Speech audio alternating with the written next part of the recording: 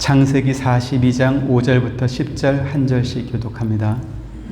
이스라엘의 아들들이 양식 사러 간 자 중에 있으니 가나안 땅에 기근이 있음이라. 때에 요셉이 나라의 총리로서 그 땅 모든 백성에게 곡식을 팔더니 요셉의 형들이 와서 그 앞에서 땅에 엎드려 절하매 요셉이 보고 형들인 줄 아나 모르는 체하고 엄한 소리로 그들에게 말하여 이르되 너희가 어디서 왔느냐. 그들이 이르되 곡물을 사려고 가나안에서 왔나이다. 요셉은 그의 형들을 알아보았으나 그들은 요셉을 알아보지 못하더라. 요셉이 그들에게 대하여 꾼 꿈을 생각하고 그들에게 이르되 너희는 정탐꾼들이라 이 나라의 틈을 엿보려고 왔느니라. 그들이 그들에게 이르되 내 주여 아니니이다. 당신들의 종들은 곡물을 사러 왔나이다. 오늘 본문인 창세기 42장은 하나님께서 요셉에게 꿈을 통하여 보여주셨던 그 계시가 어떤 방법으로 실현되는지 그 과정을 상세하게 묘사하고 있습니다. 형들에 의해서 노예로 팔린 요셉은 하나님께서 애굽 왕에게 계시로 보여주셨던 꿈을 해석해 준 뒤에 애굽의 권력 서열 2위의 총리의 자리에 오르게 되었습니다. 그리고 요셉이 해석해 주었던 애굽 왕의 꿈처럼 애굽에는 7년의 큰 풍년이 있었고 그 풍년 뒤에 더 큰 흉년이 7년 동안 임하게 되는 것입니다. 그리고 이 흉년은 애굽뿐만 아니라 요셉의 형들이 살던 가나안 땅 그리고 그 근동지방 모두에까지 포함되는 아주 재앙과 같은 흉년이었습니다. 야곱은 큰 흉년으로 인해 집안에 먹을 양식이 없음에도 불구하고 아무런 대책도 세우지 못하고 있는 아들들을 책망하면서 애굽에 가서 곡식을 구해오라 이렇게 명령하게 됩니다. 1절 같이 한번 보시죠. 시작. 그때에 야곱이 애굽에 곡식이 있음을 보고 아들들에게 이르되 너희는 어찌하여 서로 바라보고만 있느냐 이랬습니다. 야곱은 요셉을 잃어버렸던 27년 전에도 마치 은퇴한 사람처럼 자기 아들들만 보내서 양을 치도록 하고 자기는 집안에만 있었던 그런 사람입니다. 당시에는 오늘날처럼 방송이나 인터넷이나 또는 각종 뉴스가 넘치던 때가 아닙니다. 요즘이야 인터넷이 있어서 방 안에 가만히 있어도 세계의 모든 뉴스를 다 알고 돌아가는 소식을 알 수 있지만 당시에는 집에만 있으면 세상 돌아가는 정보를 얻을 수 있는 방법이 거의 없었지요. 이스라엘과 하마스의 전쟁을 통해서 우리가 볼 수 있는 것처럼 전쟁이 시작되면 가장 먼저 차단하는 게 통신과 방송입니다. 어느 때나 어느 나라나 어느 사람이나 정보가 부족하면 생존조차 힘든 것이 예나 지금이나 똑같다라는 것입니다. 목축이 직업인 야곱의 아들들은 양떼를 데리고 이렇게 많은 지역을 다니면서 많은 사람들을 만나고 서로 많은 정보를 공유했지만 그럼에도 불구하고 오랜 흉년 속에서 양식을 구할 방법을 찾지 못했던 것 같습니다. 그에 비해서 오늘 1절에 보면 집에만 있었던 이 야곱은 애굽에 양식이 있음을 보았다 이렇게 말씀하고 있습니다. 현역으로 활동하고 있는 야곱의 아들들도 모르는 이 정보를 집안에만 있었던 야곱이 알 수 있었던 볼 수 있었던 원인이 무엇일까요? 그것은 하나님께서 야곱에게 애굽의 양식이 있음을 보여주신 것입니다.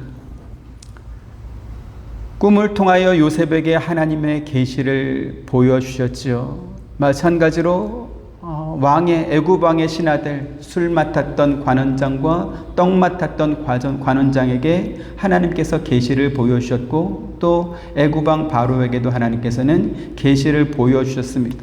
그리고 요셉을 통해서 그 보여주셨던 계시를 해석해 주게 하셨죠. 그리고 하나님께서는 그 모든 사람에게 보여주셨던 계시가 이루어지도록 또 역사하셨습니다. 이런 맥락에서 야곱이 애굽에 양식이 있음을 보았다라고 하는 것은 야곱이 무슨 인위적인 방법으로 사람들을 풀어서 정보를 알아낸 것이 아니고 하나님께서 그에게 애굽에 양식이 있음을 보여주신 것입니다. 그리고 오늘 본문은 하나님께서 왜 야곱에게 애굽의 양식이 있는 것을 보여주셨는지 그 이유를 설명해 주고 있습니다. 애굽뿐만 아니라 가나안 땅에도 임했던 이 큰 흉년은 야곱의 아들들이 27년 전에 자기 동생 요셉을 노예 상인에게 팔았던 그 요셉과 만나게 되는 결정적인 이유로 등장하고 있습니다.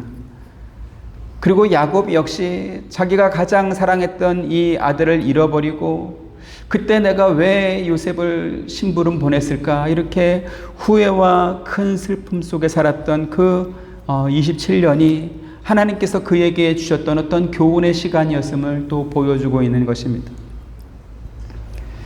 젊은 시절 야곱은 아버지와 형을 속이고 형이 마땅히 받아야 되는 장자의 축복권을 가로챈 이 잘못으로 인해서 부모와 형제를 떠나 외삼촌이 있는 라반의 집에서 20년을 보내게 됩니다. 야곱을 너무나 사랑했던 야곱의 엄마 리브가는 그 후에는 다시는 야곱을 보지 못하고 죽었습니다. 삼촌의 집을 떠날 수밖에 없는 그런 상황에 내몰린 야곱이 이제 가족들을 다 이끌고 가나안 땅으로 돌아왔지만 그러나 야곱은 형과 헤어진 뒤에도 아버지 집으로 돌아가지 않았습니다. 창세기 31장 11절 13절 보시죠. 꿈에 하나님의 사자가 내게 말씀하시기를 야곱아 하시기로 내가 대답하기를 여기 있나이다 하매 이르시되 내 눈을 들어 보라 양떼를 탄 수양은 다 얼룩 있는 것과 점 있는 것과 아론이 것이니라. 라반이 내게 한 모든 것을 내가 다 알아. 같이 나는 베델의 하나님이라 네가 거기서 기둥에 기름을 붓고 거기서 내게 서원하였으니 지금 일어나 이곳을 떠나서 내 출생지로 돌아가라 하셨느니라. 네. 하나님께서는 야곱에게 그가 태어난 곳이요 아버지가 있는 고향으로 돌아가라 이렇게 말씀했지만 그러나 야곱은 목축하기에 더 좋아 보이는 세겜 땅에 머물렀던 것입니다. 이처럼 젊은 시절 야곱은 하나님의 보호하심과 인도하심을 받았고 또 자기를 너무나 사랑했던 어머니가 있었음에도 불구하고 자기 자신만을 생각하고 살았던 아주 이기적인 사람이었습니다. 그리고 노년이 된 야곱은 자기가 너무나 사랑했던 요셉이 자기가 심부름 보낸 것으로 인해서 죽은 줄 알고 슬픔과 후회 속에서 27년을 보냈음을 성경의 기록을 통해서 또 보여주고 있는 것입니다. 38절 또 같이 봅니다. 시작. 야곱이 이르되 내 아들은 너희와 함께 내려가지 못하리니 그의 형은 죽고 그만 남았음이라. 만일 너희가 가는 길에서 재난이 그에게 미치면 너희가 내 흰 머리를 슬퍼하며 스올로 내려가게 함이 되리라 이랬습니다. 지금 이 말은 애굽의 총리가 된 요셉이 자기 동생 베냐민이 잘 지내고 있는지 확인하기 위해서 곡식을 사러 온 형들에게 너희가 정탐꾼이 아니냐 이렇게 몰아붙이면서 만약에 너희가 정탐꾼이 아니라면 네 동생 베냐민을 나에게 데리고 와봐라 이렇게 요구한 것을 이제 형들이 집에 돌아와서 야곱에게 말했을 때 야곱이 못 내어주겠다 이렇게 거절하는 장면입니다. 야곱은 자기가 심부름을 보냈던 요셉이 죽었다라고 생각하며 지냈던 그 세월이 마치 무덤으로 내려가는 것 같은 그런 괴로운 시간이었다 이렇게 아들들에게 고백하고 있는 것입니다. 너나 할 것 없이 사람들은 자기에게 관대합니다. 그래서 자기가 한 일에 대해서는 실수도 정당화하고 혹여 잘못한 것이 드러난다 할지라도 야 누구나 다 잘못하지 않냐 이러면서 보편화시켜가지고 자기가 잘못한 것에 대한 책임을 면하려고 그렇게 합니다. 그런데요 예수님께서는 내 형제에게 잘못한 것을 다 갚아야 된다 이렇게 말씀하셨습니다. 마태복음 5장 23절부터 26절 그러므로 예물을 제단에 드리려다가 거기서 내 형제에게 원망 들을 만한 일이 있는 것이 생각나거든 예물을 제단 앞에 두고 먼저 가서 형제와 화목하고 그 위에 와서 예물을 드리라. 너를 고발하는 자와 함께 길에 있을 때에 급히 사화하라. 그 고발하는 자가 너를 재판관에게 내어주고 재판관이 옥리에게 내어주어 옥에 가둘까 염려하라. 진실로 내게 이르노니 내가 한 푼이라도 남김없이 다 갚기 전에는 결코 거기서 나오지 못하리라. 네, 지금 이 말씀은 하나님께서 모세에게 주셨던 십계명과 율법에 대한 설명이 아닙니다. 예수님께서 공생의 사역을 처음 시작하시면서 옛 언약에 속한 율법이 아니라 새로 주신 언약, 곧 복음에 관하여 하신 말씀입니다.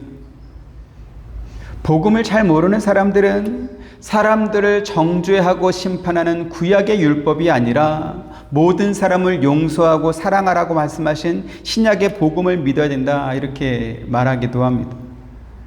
그런데 예수님께서는 이 복음이 구약 이스라엘 백성들에게 주어졌던 율법과는 다른 새로운 내용의 것이 아니고 하나님께서 원래 구약 이스라엘 백성들에게 주셨던 그 율법의 본래 의미이다, 이렇게 가르쳐주고 있습니다. 그래서 지금 우리가 읽은 이 말씀 앞에는 그동안 이스라엘 백성들이 잘못 이해하고 지켜왔던 율법의 뜻을 올바르게 설명해주는 그 말씀이 또 기록되어 있습니다. 21절, 22절 보시죠. 옛 사람에게 말한 바, 옛 사람이 구약 백성들에게 말한 것입니다. 옛 사람에게 말한 바 살인하지 말라, 누구든지 살인하면 심판을 받게 되리라 하였다는 것을 너희가 들었으나 나는 너희에게 이르노니 형제에게 노하는 자마다 심판을 받게 되고 형제를 대하여 나가라 하는 자는 공회에 잡혀가게 되고 미련한 놈이라 하는 자는 지옥불에 들어가게 되리라. 네, 이스라엘 백성들이 그동안 지켜왔던 율법은 무엇이었습니까? 살인이라고 하는 범죄만 저지르지 않으면 됐습니다. 그런데 예수님은 살인이 문제가 아니고 미워하는 마음이 문제다, 이렇게 말씀하는 것이지요. 22절에 라가라는 말은 우리말로 번역하면 무식한 혹은 어리석은 이런 뜻입니다. 형제에게 분노하거나 무식하다, 미련하다, 이 정도의 말만 해도 심판을 받게 되고 지옥불에 들어가게 되리라, 이렇게 말씀하는 것이죠. 한번 생각해 보겠습니다. 우리가 누군가에게 막 분노에 가득 차서 화를 낸다면 무식하다, 미련하다, 이 정도로만 말을 할까요? 아마 그것보다 훨씬 더 심한 욕을 할 것입니다. 하지만 살인이 아니라 나를 화나게 한 사람에게 욕설을 한 정도만 가지고도 하나님께서는 그를 심판하신다, 이렇게 말씀하는 것입니다. 그래서 뒤에 하신 말씀이 예물을 제단에 드리려다가 거기서 내 형제에게 원망 들을 만한 일이 있는 것이 생각나거든 먼저 가서 형제와 화해하고 와라, 화목하고 와라, 이렇게 말씀한 것입니다. 하나님께 예물을 드리는 것보다 먼저 해야 할 일이 화해하고 오는 것이다 라고 합니다. 왜 그렇습니까? 나를 원망하고 있는 그 사람도 하나님의 자녀이기 때문에 그렇습니다. 이렇게 좀 예를 드리죠. 제가 어릴 때만 해도 저희 이제 할아버지, 또 외할아버지, 외할머니의 회갑잔치를 한 기억이 있습니다. 근데 요즘에는 회갑잔치는 거의 잘 하지 않습니다. 그렇죠? 적어도 7순 고희쯤 되거나 아니면 8순은 돼야 이제 잔치를 합니다. 그만큼 우리의 수명이 길어졌기 때문에 그렇죠. 그래서 자녀들이 부모님의 고희연 혹은 8순년을 한다면서 이제 친척들과 또 부모님의 친구들과 이런 분들을 다 모셔놓고 이제 잔치를 벌이는 겁니다. 그래서 사람들이 잔치한다고 다 모였는데 그 앞에서 자녀들이 막 욕하고 싸우고 있습니다. 자, 그러면 그 잔치는 의미 있습니까? 없습니까? 아마 그 부모님은 차라리 잔치하지 마라. 왜 사람들을 이렇게 불러 모아놓고 나를 망신을 주냐, 이렇게 말씀하지 않겠습니까? 예수님 말씀이 바로 그런 의미입니다. 제단 앞에 예물을 바치는 거 참 좋지요. 그러나 그 전에 형제 자매가 사이좋게 지내는 것이 더 우선이 되어야 된다. 예물 드린다고 해놓고 니들끼리 막 싸우고 다투고 미워하고 원망하고 이러고 있으면 되겠냐, 이런 말씀이죠. 야곱이 자기가 사랑하는 아들 요셉을 잃어버리고 최소한 27년 이상을 지금 살고 있습니다. 야곱 본인의 말처럼 그 시간은 마치 무덤으로 내려가는 것과 같은 그러한 슬픔과 그러한 후회 속에 산 세월이었습니다.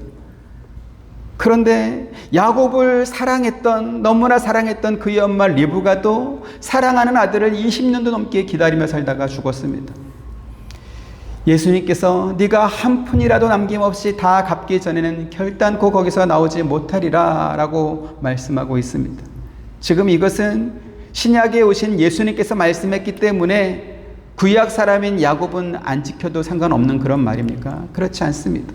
앞서 말씀드린 것처럼 복음이라고 하는 것은 사람들이 잘못 이해해서 잘못된 방법으로 지키고 있던 이 율법을 원래 의미가 이것이다. 그래서 너희가 정확하게 이해하고 올바르게 순종해야 된다라고 가르쳐 준 것이 바로 복음인 것입니다. 그리고 율법을 주신 분과 복음을 주신 분이 삼위일체 하나님 한 분으로 똑같습니다. 그래서 신약의 성도들도 복음과 율법을 지켜야 되는 것이고 구약의 성도들도 복음과 율법을 지켜야 되는 것입니다. 야곱은 율법이 주어지기 이전 사람, 그 이전 사람이지만 그 야곱도 역시 이 말씀을 똑같이 지켜야 되는 이유가 바로 여기에 있습니다. 창세기 25장에서 형 에서의 발꿈치를 붙잡고 태어난 야곱은 그가 4명의 아내에게서 12명의 아들과 1명의 딸을 낳고 자기의 기업을 이룰 때까지 자기의 부모, 자기의 친형, 또 자기의 삼촌과 사촌 동생들까지 다 속여서 그들의 재산을 자기의 것으로 만들 만큼 자기만을 위해 살았던 사람이었습니다. 물론 야곱은 그렇게 살았기 때문에 큰 부자가 되기는 했습니다. 하지만 그가 그렇게 된 것은 하나님께서 아브라함에게 복을 주시고 언약을 주시며 그렇게 약속하셨던 그 약속을 하나님이 지키셨기 때문에 그가 복을 받게 된 것이지 야곱의 행동이 정당했다는 것은 아닌 것입니다. 야곱의 삼촌 라반이 야곱에게 속은 것을 알고 그를 죽이기 위해서 이렇게 추격해 오다가 하나님께서 천사를 보내서 그를 해치지 말라 이렇게 명령합니다. 그래서 야곱을 만난 뒤에는 그를 용서하고 그냥 돌아가기는 했습니다. 이것은 야곱이 잘못한 것이 없었던 것이 아니라 하나님께서 그를 지켜주신 것이지요. 야곱을 너무나 사랑했던 그의 어머니 리브가도 가만히 보니까 너무나 화를 내고 있는 그 형 에서가 가만히 두면 동생을 죽일 것 같으니까 그래서 자기의 고향으로 야곱을 피난을 시킵니다. 그러면서 야곱을 그리워하다가 결국은 다시는 야곱을 보지 못하고 죽게 되죠.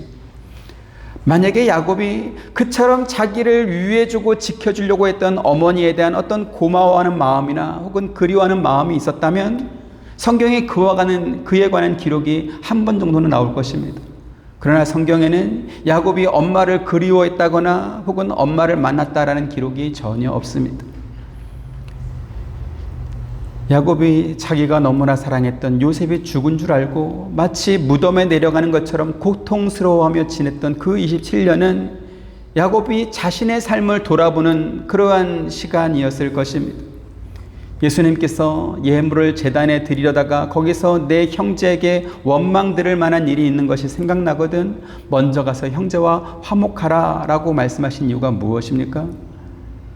자기를 정당화하고 자기를 합리화하는 인간은 쉽게 자기의 잘못을 인정하거나 혹은 사과하려고 하지 않습니다. 그런데요, 자기의 잘못을 인정하지 않고 상대방에게 사과하는 것조차 할 수 없다면 자기가 지은 죄를 회개하고 잘못된 길에서 돌아서는 이 적극적인 변화인 회개는 더욱더 할 수 없을 것입니다.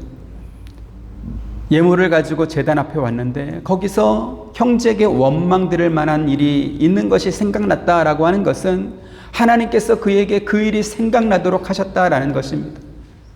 그때는 더 중요한 일이라고 생각되는 예물을 드리는 이 일을 계속할 것이 아니고 그것보다 덜 중요하게 생각되는 형제에게 사과하고 화목하고 오는 일이 먼저다 이렇게 예수님이 말씀하십니다. 왜 사과가 먼저입니까? 사과를 못하면 회개는 더욱더 할 수 없기 때문에 그렇습니다. 애굽 왕을 만난 야곱은 자기의 나이를 물어보는 바로 왕에게 내 조상의 연수에는 미치지 못하나 험악한 세월을 보냈나이다 이렇게 대답합니다. 그러면 야곱은 왜 이렇게 험악한 세월을 보내야 했을까요? 왜 그의 인생은 그렇게 힘들었을까요? 사실 야곱은 태어나기 전부터 하나님께서 그의 편을 들어주셨고 그의 엄마도 충분한 사랑을 야곱에게 베풀어 주셨지만 그러나 태생이 경쟁심이 많고 욕심이 많은 그 야곱이 그런 인생을 스스로 살아냈던 것입니다. 예수님께서 한 푼이라도 남김없이 다 갚아야 된다 이렇게 말씀하시죠. 하나님께서는 당신이 야곱에게 하신 약속을 신실하게 지켜주셨지만 그러나 동시에 야곱도 그동안 자기가 잘못 살아왔던 인생에 대해서 남김없이 다 갚도록 섭리하신 것입니다. 또 그 하나님께서는 야곱뿐만 아니라 요셉의 형들 10명에 대해서도 그들이 자기 동생 요셉을 노예상인에게 팔았던 그 잘못을 깨닫고 회개에 이르도록 섭리하고 있습니다. 그것이 바로 오늘 본문 창세기 42장의 말씀인 것입니다. 오늘 본문에는 요셉을 노예상인에게 팔아버렸던 형들이 식량을 구하기 위해서 애굽으로 갔다가 총리가 되어 있는 요셉을 만나는 모습이 나오고 있습니다. 이것은 요셉이 기대한 적도 없었고 야곱의 아들들도 전혀 예상하지 못한 그러한 사건입니다. 요셉은 식량을 구하러 온 형들이 자기 앞에 땅에 엎드려서 절하는 모습을 보면서 그것이 하나님께서 그에게 보여주셨던 꿈이 이루어진 것임을 알았습니다. 창세기 45장 1절부터 3절 보시죠. 요셉이 시종하는 자들 앞에서 그 정을 억제하지 못하여 소리질러 모든 사람을 자기에게서 물러가라 하고 그 형제들에게 자기를 알리니 그때에 그와 함께한 다른 사람이 없었더라. 요셉이 큰 소리로 오니 애굽 사람에게 들리며 바로의 궁중에 들리더라. 같이 요셉이 그 형들에게 이르되 나는 요셉이라 내 아버지께서 아직 살아 계시니이까 형들이 그 앞에서 놀라서 대답하지 못하더라 했습니다.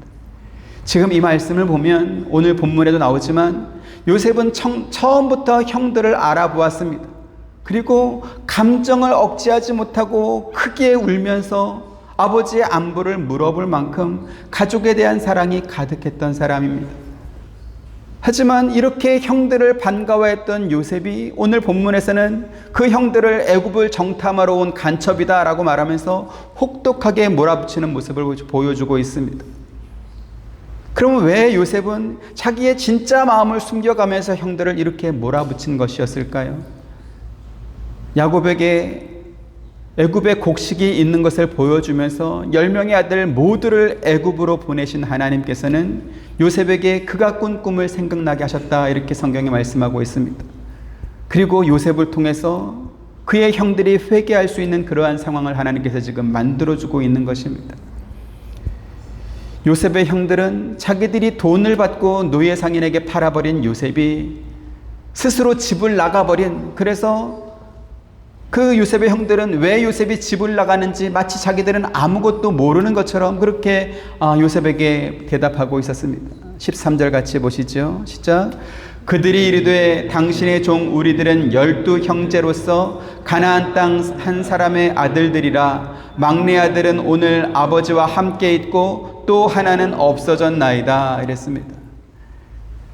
자기들이 요셉을 노예상인에게 팔아버려 놓고 또 하나는 없어졌습니다. 왜 없어졌는지 우리는 잘 알지 못합니다. 이런 식으로 말을 한 것이죠.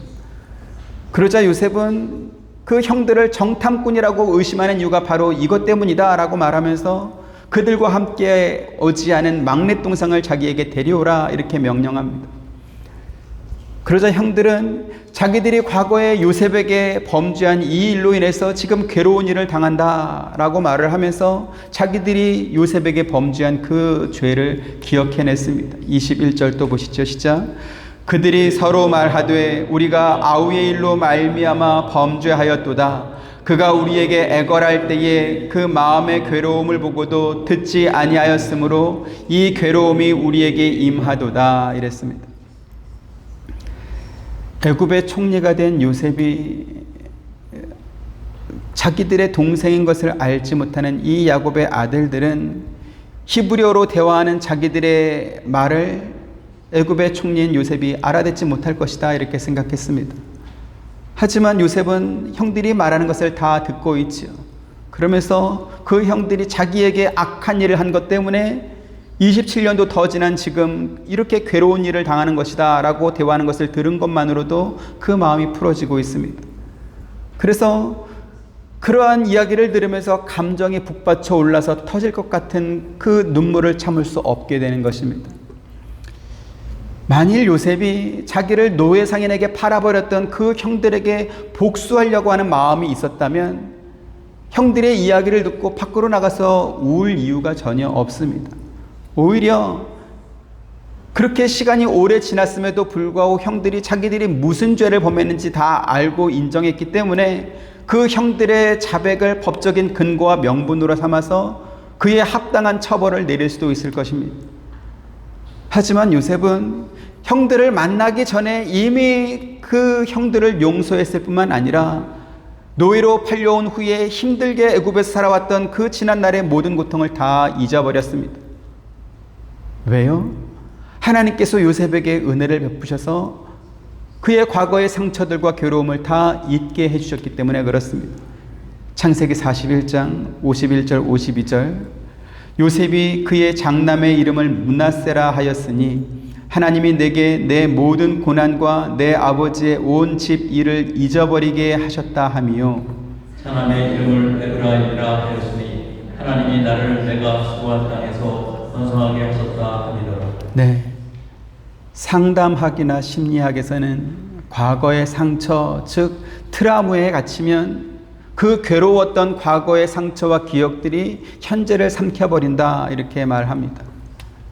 신체적인 상처는 수술이나 소독 등을 통해서 치료할 수 있지만 정신적인 상처, 마음의 상처는 쉽게 치료되지 않을 뿐만 아니라 그 불편하고 아픈 기억이 계속 반복되고 재생된다 이렇게 말합니다. 그래서 두란노 아버지 학교의 설립자 가운데 한 사람인 도은미 사모는 이런 강의를 했습니다. 마음에 사무친 사연을 끄집어내서 상처 입은 그 부분을 치유해야 현재의 올바른 삶을 살 수 있다 이렇게 가르친 것입니다.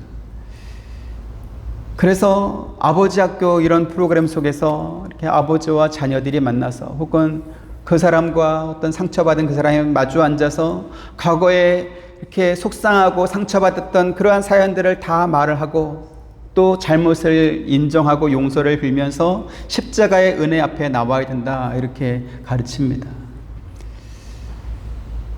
제가 이제 신대원 때 우리 신학교에 그 가정상담 석사 과정이 생겼습니다. 송기론 목사님과 양은순 사모님과 원효식 목사님과 이런 가정사역 1세대들이 이제 제가 다녔던 신대원의 교수셨습니다.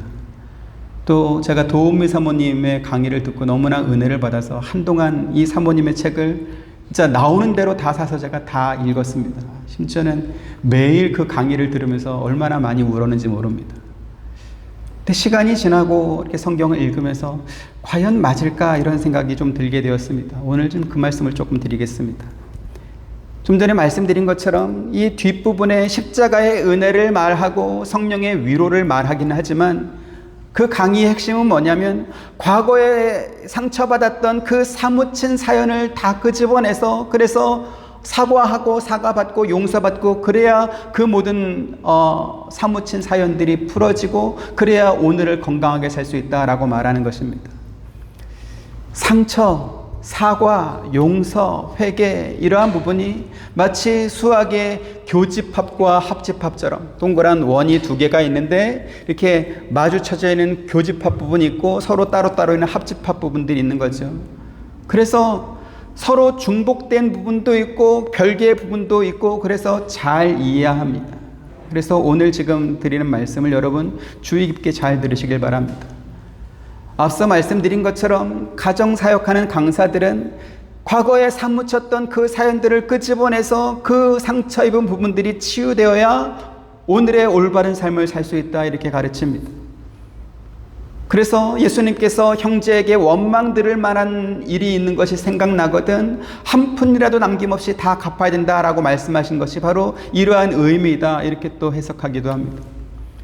그런데요, 오늘 우리가 읽은 성경에서는 하나님이 내게 내 모든 고난과 내 아버지의 온 집 일을 잊어버리게 하셨다 이렇게 말씀하고 있습니다.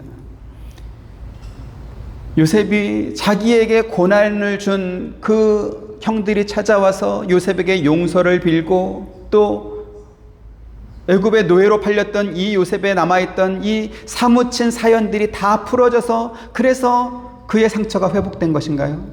그렇지 않습니다.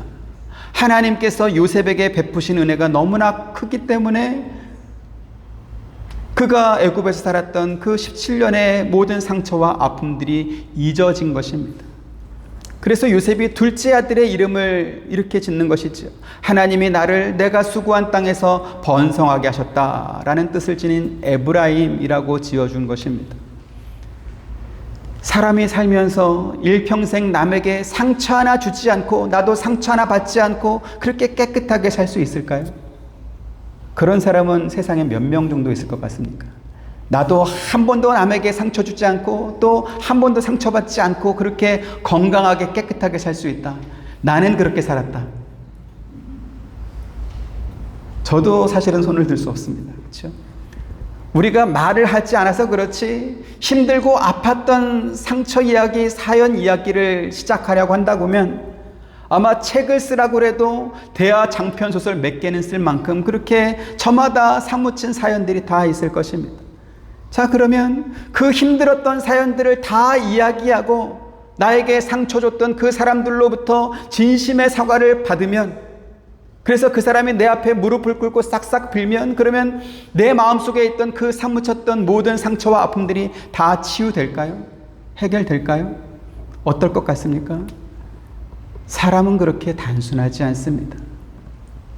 그 사람이 나에게 용서를 빌고 사과하고 그래서 내가 용서해 주겠다 이렇게 대답했다 할지라도 그와 비슷한 사건이 또 생기면 너 예전에도 그래놓고 또 이런단 말이야. 지난번에 그 사과는 사과가 아니었지 이러면서 다시 또 이렇게 반복되고 재생되는 것입니다. 그래서요, 사무친 사연으로 남아있는 이 과거의 상처는 사건이 발생했던 그 과거로 돌아가서 가해자가 용서를 빌며 사과하고 또 나는 또 같이 부둥켰고 울면서 내가 용서해 줄게 그렇게 해서 해결되는 것이 아닌 것입니다.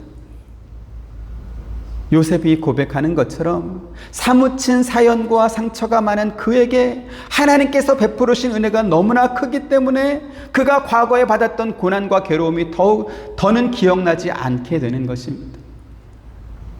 우리가 가진 아픈 상처와 그 상처가 남긴 그 아픈 흔적은 어떻게 지워지고 없어집니까? 하나님께서 우리에게 베푸르신 복과 은혜가 너무나 크기 때문에 자연스럽게 지워지고 없어지는 것입니다. 그러면 예수님은 왜 한 푼이라도 남김없이 다 갚아야 된다 이렇게 말씀하신 것일까요? 지금 이 말씀은 형제에게 원망 들을 만한 일을 한 사람에게 주님께서 말씀하신 것입니다. 그리고 그 사람은 가만히 있다 그 일이 생각난 것이 아니고 하나님께 예물을 드리기 위해서 제단 앞에 나왔다가 그 사실을 깨닫게 된 것입니다. 바꿔 말씀드리면 하나님께서 알게 하셨다, 깨닫게 하셨다라는 것입니다. 오늘 본문의 요셉 앞에서 형들이라는 대화가 바로 그러한 뜻입니다.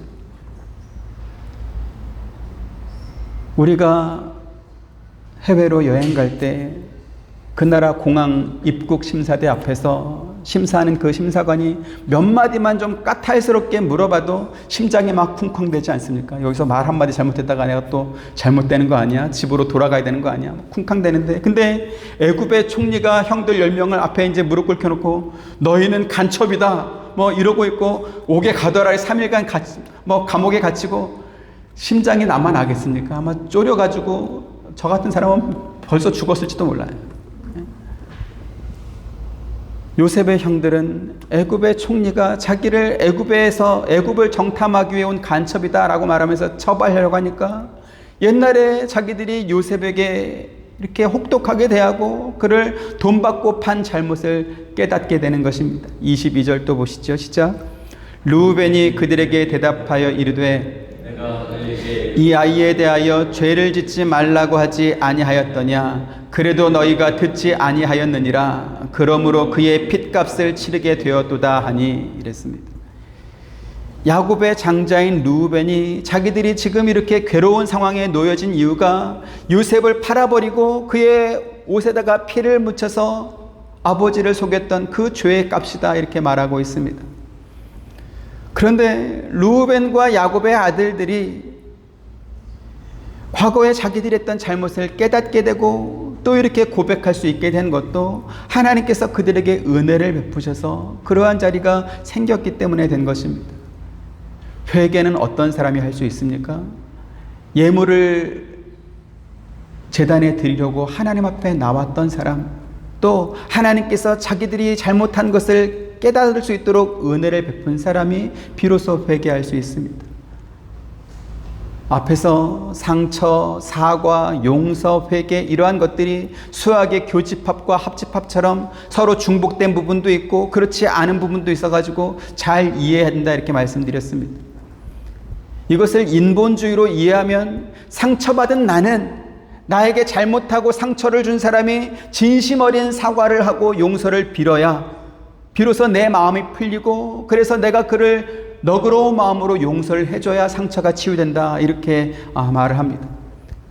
그런데요, 성경은 그렇게 말하지 않습니다. 우리 마음과 심장 깊이 나 있는 이 상처가 어떻게 치유된다고요? 하나님께서 내 모든 고난을 잊어버리게 해주셨다 이렇게 말씀하고 있습니다. 노예로 팔려와서 보디발 집에서 고생하고 또 누명을 쓰고 감옥에 갇혀가지고 적어도 2년 3년 이상 갇혀있던 그 요셉이 애굽의 권력서열 2위의 총리가 되도록 하나님께서 복을 주시고 나니까 그 전에 있었던 모든 상처와 모든 괴로움들이 다 잊어지게 되었습니다. 과거의 상처가 아직도 치유되지 못하고 있는 이유가 무엇입니까? 그 과거의 상처가 현재까지 아물지 않고 계속 곪고 터지고 덧나고 피나고 아픈 상태로 있기 때문에 그것이 아직까지 있는 것입니다. 어린 시절에 넘어져서 이렇게 무릎도 까지고 팔꿈치도 까지지 않습니까? 근데 조금 이제 나이가 들고 어른이 되면 이렇게 피난 부분이 아물면서 딱지가 생기면 가만히 둡니다. 근데 애들 때는 딱지 난 게 이게 재밌거든요. 그래서 딱지를 뜯습니다. 손톱으로. 그럼 어떻게 됩니까? 또 피나죠. 그러다 손톱에 이제 뭐 균이 들어가면 곪고 막 또 난리가 납니다. 그래서 이명래 고약 붙이고 막 이러잖아요. 과거의 상처가 아직도 남아있다는 것은 내가 그걸 계속 이렇게 해집고 뒤집고 또 까짓고 또 까뒤집고 또 생각나고 추억하고 잠자면서 생각나고 이렇게 화장실에 앉아서 또 생각하고 그러니까 지금 있는 것입니다. 하나님의 은혜를 받고 나면, 더 큰 은혜를 받고 나면 그 상처, 그 괴로움들은 자연스럽게 잊어지고 잊혀지는 것입니다.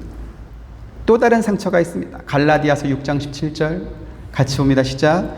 이후로는 누구든지 나를 괴롭게 하지 말라. 내가 내 몸에 예수의 흔적을 지니고 있노라. 사도 바울은 예수 그리스도가 그리스도의 사도가 되어서 사는 내내 돌에 맞고 채찍에 맞고 매를 맞고 감옥에 갇히고 춥고 굶고 헐벗고 배신당하고 이러한 괴로운 인생을 살았습니다. 지금 바울이 고백하는 것처럼 바울은 자기 몸에 예수의 흔적을 지닌 사람이었고 그 흔적은 현재 진행형으로 갈라디아서를 쓰고 있는 그 순간에도 새로운 흔적이 계속 생기고 있는 그러한 중이었습니다. 하지만 바울은 그 상처의 흔적들을 상처다, 아픔이다, 괴롭다 이렇게 말하지 않죠. 오히려 그 흔적들을 명예의 훈장처럼 그렇게 여기고 있습니다. 내가 내 몸에 예수의 흔적을 가졌노라. 왜 그렇습니까? 예수를 위하여 당한 그 고난이 장차 얻을 영광에 비하면 정말 아무것도 아니기 때문에 그런 것입니다. 로마서 8장 18절 같이 봅니다. 시작. 생각하건대 현재의 고난은 장차 우리에게 나타날 영광과 비교할 수 없도다 이랬습니다. 인본주의 인간관으로 사는 사람들은 자기가 너무나 소중하고 중요해서 20, 30년 전에 생겼던 상처, 심지어 엄마 뱃속에서 느꼈던 그 아픔도 사과받아야 되고 해결돼야 되는 그러한 상처다, 사연이다 이렇게 말합니다. 그래서 그 과거의 아픈 상처가 치유되어야만 현재의 삶이 아름답고 행복해진다라고 말합니다. 그런데 이러한 주장을 하는 사람이 기독교 가정상담을 하는 목회자들입니다. 여러분, 이게 성경적 가르침입니까? 이거는 성경과는 전혀 상관없는 그냥 심리학입니다. 우리가 성경에서 확인하고 있는 것처럼 어떤 상처들은 하나님께서 우리에게 베풀어 주신 은혜가 너무나 크기 때문에 자연스럽게 잊혀집니다. 그리고 또 어떤 상처는 우리가 그리스도 예수를 위하여 받은 영광의 명예와 같은 흔적이 되기도 하는 것입니다. 만약에 우리에게 상처가 있다면 이렇게 잊혀져야 되는 것이고, 만약에 우리에게 이러한 상처가 생긴다면 그것은 영광의 흔적이 되어야 될 줄로 믿습니다. 그러면 우리는 사람들에게 상처를 받고 피해를 받도 그냥 넉넉히 가만히 있어야만 되는 것입니까? 우리를 사랑하는 하나님께서는 우리가 받은 이 상처가 한 푼이라도 남김없이 다 갚아지도록 하실 것입니다. 그것이 성경의 가르침입니다. 요셉의 형들이 요셉 앞에서 땅에 엎드려 절하도록 하셨고요. 또 자기들이 잘못한 죄를 후회하고 뉘우치며 괴로워하면서 둘째인 시몬이 이렇게 막내인 베냐민을 다른 형제들이 데리고 올 때까지 볼모로 내어주도록 만드셨습니다. 곡식을 얻기 위해서 베냐민과 함께 돌아올 때는 넷째인 유다가 자기 아버지 야곱을 설득하면서 내가 담보물이 돼서 베냐민을 지키겠습니다. 또 이렇게 말을 합니다. 창세기 43장 8절 9절. 유다가 그의 아버지 이스라엘에게 이르되 저 아이를 나와 함께 보내시면 우리가 곧 가이니 그러면 우리와 아버지와 우리 어린 아이들이 다 살고 죽지 아니하리이다.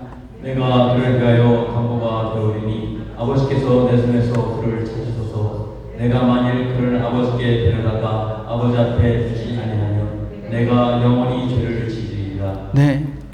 요셉의 형들은 요셉 한 사람만 팔았지만 그들은 두 사람이 담보물이 되어야만 했습니다.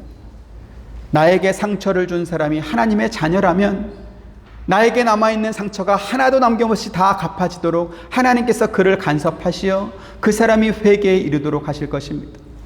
앞서 말씀드린 것처럼 사과도 하지 못한 사람이라면 회개는 더욱더 할 수 없기 때문에 그렇습니다. 그러니 하나님께서 나에게 상처를 준 사람이 회개하도록 하셨다면 예수님께서 말씀하신 것처럼 회개 전에 예물을 제단에 드리기 전에 먼저 나에게 와서 용서를 빌고 내가 풀어주도록 그렇게 역사하실 것입니다. 그런데 만약에 나에게 상처를 준 사람이 하나님의 자녀가 아니라면 어떨 것 같습니까? 나에게 상처를 준 사람이 하나님의 자녀라면, 그래서 그를 회개에 이르도록 하신다면 회개보다 사과가 먼저이기 때문에 나에게 그 사람을 보내서 나의 마음이 풀어지도록 용서를 빌도록 하실 것입니다. 그 다음에 회개를 받으시겠죠.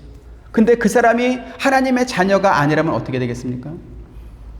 어차피 그 사람의 멸망은 끝은 지옥 멸망입니다. 그래서 내가 복수하지 않아도 그 사람은 지옥 멸망이기 때문에 관여하지 않아도 상관이 없습니다.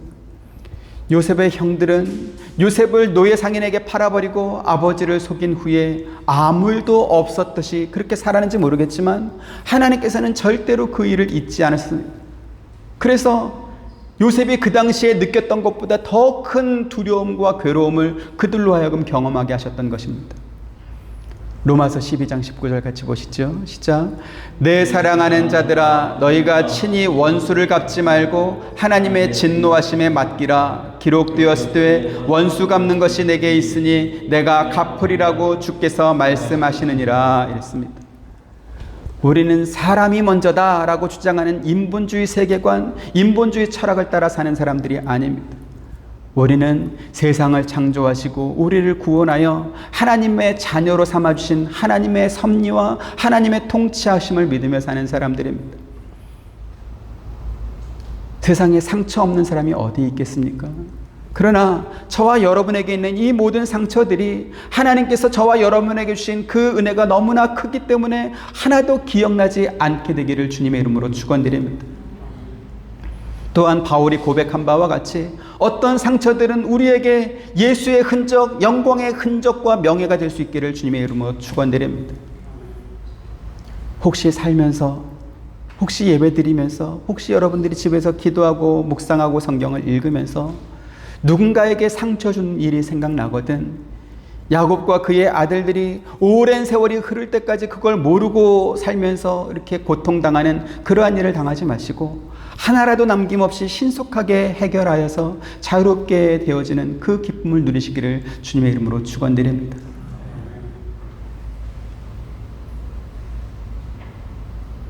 밤이 무섭습니다. 밤이 되면 옛날 일들이 문득문득 생각이 납니다. 저희 어머님도 그 중에 한 분입니다. 그래서 옛날에 시집 와가지고 힘들었던 일, 또 목회하시면서 힘들었던 이야기들을 이렇게 넋두리처럼 하실 때가 참 많습니다. 그때는 제가 그렇게 말씀을 드렸습니다. 어머님 30년 기다리세요.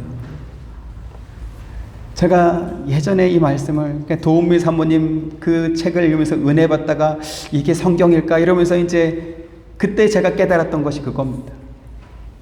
한 세대입니다. 한 세대. 30년 안에 하나님께서 거의 해결해 주십니다. 제가 남아공에 선교 갔을 때 정말 말도 안 되는 오해와 또 거짓 소문과 루머들로 인해서 이렇게 힘들었던 때가 있었습니다. 집사람도 억울해서 잠을 못 자고 어떻게 하든지 이걸 풀어야 된다 이렇게 말할 때가 있었는데 그때 제가 그렇게 말했습니다. 내버려둬라. 사람은 말 몇 마디로 오해가 풀리고 해결되지 않는다. 살아온 인생이 우리가 사는 모습을 보여주면 자연스럽게 해결된다. 물론 시간이 오래 걸렸기 때문에 오랜 오해 속에서 또 억울함 속에서 살긴 했습니다. 근데 5년 되기 전에 다 풀리더라고요.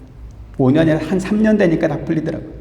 목사님이 그렇게 하지 않으셨은 거를 우리가 알겠습니다. 그러면서 찾아가지 않은데 그분들이 와가지고 먼저 사과하고 먼저 용서를 비는 그러한 것들을 또 경험했습니다. 복수하는 게 이렇게 드라마로 볼 때만 재밌지 실제로 하는 건 재미없습니다. 내버려 두면 하나님께서 해결하십니다. 그리고 내가 복수하지 않아도 될 만큼 나에게 주신 은혜가 훨씬 큽니다. 애굽의 총리가 되는데 형들한테 복수할 게 뭐 있어요? 그렇죠? 이미 그 왕 말고는 없는 권력서의 2위가 되는 대제국에 그렇게 하나님께서 만드십니다. 그게 진정한 복수입니다. 그러니까 혹시 상처가 있다면 그거 계속 이렇게 손톱으로 긁어서 피나고 덧나게 하지 마시고 그냥 내버려 두십시오. 그리고 하나님의 은혜를 구하시면 하나님께서 더 큰 은혜를 부어주셔서 그거 하나도 기억나지 않도록 하실 것입니다. 그렇게 저와 여러분들이 상처 속에 살지 마시고 은혜 속에 살게 되기를 주님의 이름으로 축원드립니다. 은혜로우신 아버지 하나님 감사합니다. 우리의 눈은 마치 양쪽 눈을 가려버린 경주마처럼 바로 앞의 것밖에 보지 못합니다. 그래서 내가 너무 소중해서 나만 바라보고 삽니다.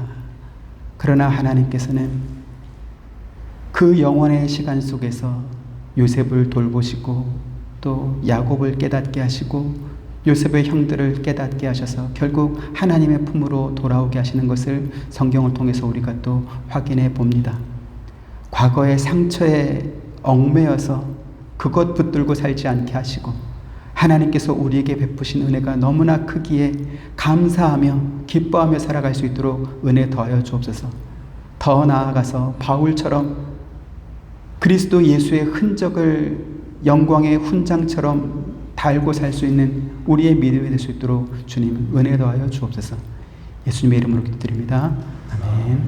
지금은 우리 주 예수 그리스도의 은혜와 하나님의 크신 사랑과 보혜사 성령님의 감화감동 교통하심이 주의 말씀을 듣고 이 말씀의 위로를 받으며 살아가길 원하는 사랑하는 모든 성도님들의 머리 위에와 가정과 생업과 하시는 모든 일 가운데 지금부터 영원토록 함께 있기를 축원하옵나이다.